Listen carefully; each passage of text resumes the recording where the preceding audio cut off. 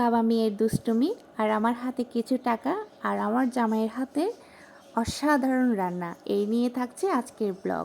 This is Rima, welcome জানাচ্ছি আরও একটি ডেলি ব্লগে। কেমন আছেন সবাই? আশা করছি সবাই অনেক অনেক ভালো আছেন। তো গতকালকে অফিস থেকে আসার সময় কিছু ফ্রুটস নিয়ে আসছিল। আনারসটা আনছে যে অনেক আগে, মানে এক জোড়া নিয়ে আসছে, একটা খাওয়া হয়েছে আরেকটা খাওয়া হয় নাই। মানে আনারস কাটতে যে আমার এত প্যারা লাগে, মানে কি বলবো। আপনাদের কেমন লাগে কাটতে অবশ্যই কমেন্ট করে জানাবেন, কিন্তু আমার থেকে আনারস কাটতে ভীষণ প্যারা লাগে। তো এখানে ফ্রুটসগুলো আমি ঝুড়িতে রাখতেছি। ঝুড়িতে রাখার আগে কিন্তু অনেকগুলো খাওয়া হয়ে গেছে, যার কারণে এত কম দেখাচ্ছে। মানে 1 কেজি থেকে একটু বেশি হবে কমন আনছে। আর খেজুর শেষ হয়ে গেছিলো, আর খেজুরগুলো নিয়ে আসছে অল্প। মানে খেজুর তো শরীরের জন্য অনেক ভালো। প্রায় সময় আমার হাজব্যান্ড খেজুর নিয়ে আসে বাসায়, যেহেতু ছোট বাচ্চা আছে। আমার মেয়েও খেজুর খেতে খুব পছন্দ করে, যার কারণে আমি সবসময় ফ্রুটস খেজুর এগুলো রাখার চেষ্টা করি আর কি। এখন ফ্রুটসের যে দাম কি বলবো।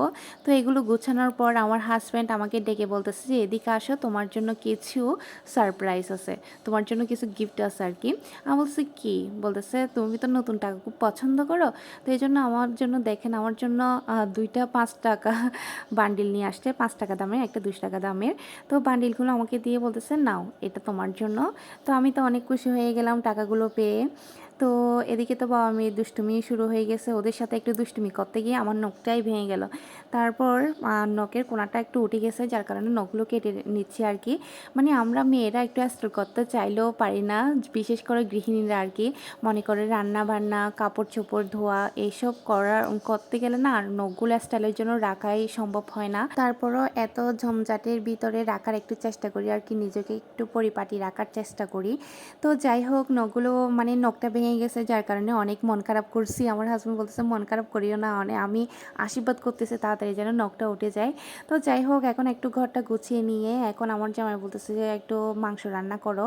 তো ওকে আমি সব কিছু ঠিকঠাক করে দিয়েছি, ওই ম্যারিনেট করছে, ওই সব কিছু করছে। করার পরে এই মাংসটা রান্না করে ফেলছি। এই মাংসের রেসিপিটা আমি পুরোটাই দিচ্ছি না, কারণ এই মাংসটার রেসিপি দিলে অনেকে অনেক ধরনের কমেন্ট করবে, যার কারণে আমি পুরোটাই দিই নাই। তো মাংসটা হচ্ছে ওই রান্না করছিল রাতে, এটা রাতে রান্না করছিল আর কি। তো অনেক মজা হয়েছিল। আমি সব কিছু মশলা সব কিছু বেটে দিয়েছিলাম, ওই সব মানে সুন্দর করে গুছিয়ে রান্না করছে, অনেক মজা হয়েছিল আসলে। তো এর পরদিন, এটা হচ্ছে এর পরের দিন হচ্ছে দুপুরের জন্য আমি আবার রান্না করছি, যেহেতু মাংস একটা আছে ওখানে অল্প ছিল রাতে খাওয়ার পর। তারপর এখানে হচ্ছে আমি কিছু মাছ রান্না করতেছি। আমার মেয়ে তো মাংসগুলো খেতে পারবে না, যার কারণে হচ্ছে দুপুরের জন্য মাছ রান্না করতেছি। মাছটা রান্না না করলেও হতো, মাংস রয়ে গেছে, যার কারণে মাছটা আবার রান্না করতেছি। ফ্রিজ খুলে দেখতেছি যে ফ্রিজে মাত্র পাবদা মাছ আছে 3টা না 4টা, তারপর তেলাপিয়া মাছ ছিল। তারপর আমি ভাবলাম যে তেলাপিয়া মাছ আর পাবদা মাছ একসাথে রান্না করে দেখি কেমন হয়। আসলে অনেক মজা হয়েছিল। যেমন ধরেন শাকসবজি, পাঁচমিশালি শাক যে রান্না করি আমরা, ভাজি করি, যেমন অনেক মজা হয়, ঠিক সেরকমই মাছও পাঁচমিশালি রান্না করলে কিন্তু অনেক মজা হয়। আমি এখানে 2 রকমের মাছ একসাথে টমেটো দিয়ে ভুনা করতেছি আর কি। আসলেই অনেক মজা হয়েছিল। তারপর হচ্ছে এখানে কিছু টমেটো দিয়ে দিছি, আর বেশি করে পেঁয়াজ দিয়ে একটু ভুনা ভুনা করছি আর কি। আর তেলাপিয়া মাছটা যেহেতু একটু ফ্রেশ ছিল, এই জন্য আমি মাছটা আর ভাজি করে নেই। ফ্রিজে যদি মাছটা বেশি দিন থাকে তাহলে ভাজি করে রান্না করি আর কি। তো তার সাথে করছে হচ্ছে শাক ভাজি, আর ভাতও রান্না করে ফেলছি। ওই যে গতকালকে যে লাউ শাকগুলো কাটছিলাম, ওই লাউ শাকগুলো ভাজি করছি। তো আজকে ভিডিওটা এ পর্যন্তই, টাটা।